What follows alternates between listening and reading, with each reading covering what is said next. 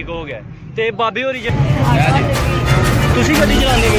ਅੱਛਾ, ਤੁਸੀਂ ਹੋ ਕਿੱਥੋਂ ਆ ਗਏ ਪਹਿਲਾਂ ਸਵਾਰੀਆਂ ਲੈ ਕੇ? ਇਹ ਆਪਣਾ ਸਾਲਮ ਸਵਾਰੀਆਂ ਸਨ। ਕਿੱਥੇ ਜਾ ਰਹੇ ਸੋ ਪਹਿਲਾਂ, ਕਿੱਥੋਂ ਦੇ ਨੇ ਜੀ? ਕਿਹੜਾ ਪਿੰਡ? ਰਤਨਪੁਰ ਜੋਈਆਂ ਦੇ ਨੇ। ਇਹ ਸਾਰੇ ਜੀ ਉੱਥੋਂ ਦੇ ਨੇ। ਠੀਕ ਹੋ ਗਿਆ। ਇੱਕ ਬੰਦਾ ਫੌਤ ਹੋ ਗਿਆ, ਉਹਦਾ ਕੀ ਨਾਂ ਹੈ ਭਲਾ? ਬਾਬੇ ਹੋਰੀ ਨਾ ਇੱਕ ਪਤਾ ਨਹੀਂ ਮੇਰੇ ਨਾਲ ਕੌਣ ਪਤਾ, ਮੈਨੂੰ ਦੱਸਿਆ ਨਹੀਂ ਮੇਰੇ ਬਾਬਾ ਜਿਹੜਾ ਠੀਕ ਹੋ। ਚਾਦਰ ਲਈ ਦੀ ਹੈ, ਇਕਬਾਲ ਨਾਂ ਆ ਉਹਦਾ।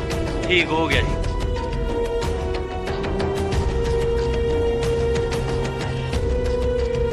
ਨੇ ਭਲਾ ਇਹ ਕਾਦੇ ਰਕਸ਼ੇ ਦੇ ਸਨ? ਰਕਸ਼ਾ ਖਲੋਤੇ ਨਹੀਂ ਚੱਲੇ ਗਏ ਨਾ, ਨੱਸ ਗਏ ਨਾ ਕਿਤੇ। ਹੋਰ ਕੌਣ ਨਾਲ ਹੋਇਆ ਸਰ? ਕੀ ਚੀਜ਼ ਸੀ? ਨੂੰ ਜਾਂਦਾ ਸ਼ੱਕਰਗੜ੍ਹ ਨੂੰ ਜਾਂਦਾ ਪਿਆ।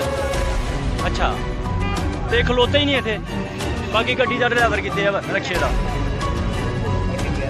ਮੂੰਹ ਢੱਕੋ ਨਾਲ।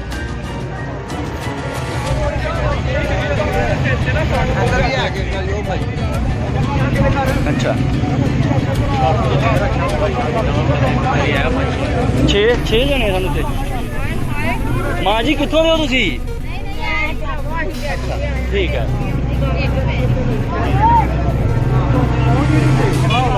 ਅੱਛਾ, ਠੇਕੇਦਾਰ ਕਿਸੇ ਨੇ ਦੇਖਿਆ ਵਾ ਐਕਸੀਡੈਂਟ ਹੁੰਦਾ? ਚਸ਼ਮਦੀਦ ਬੰਦਾ ਕੋਈ ਇੱਥੇ? ਕੋਈ ਚਸ਼ਮਦੀਦ ਬੰਦਾ ਹੈ ਤੇ ਜਿਹਦੇ ਸਾਹਮਣੇ ਕੋਈ ਹੋਇਆ ਮਾਮਲਾ ਹੈ? ਕੱਟ ਵੱਜੀ। ਠੀਕ ਹੈ। ਰਕਸ਼ੇ ਦਾ ਡਰਾਈਵਰ ਕਿੱਥੇ ਹੈ ਭਲਾ? ਰਕਸ਼ੇ ਦਾ ਡਰਾਈਵਰ ਕਿੱਥੇ ਹੈ?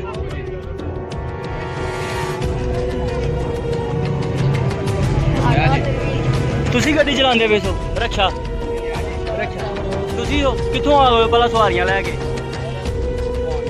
ਇਹ ਆਪਣਾ ਸਾਲਮ ਸਵਾਰੀਆਂ ਸਨ।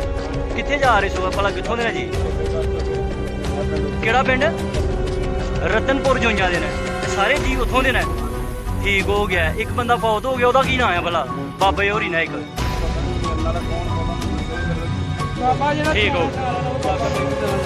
ਚਾਦਰ ਲਈ ਦੀ ਹੈ, ਇਕਬਾਲ ਨਾਂ ਆ ਉਹਦਾ। ਠੀਕ ਹੋ ਗਿਆ। ਇਹ ਬਾਜੀ ਹੋਰੀ ਨਾਲ ਨੇ ਨਾ?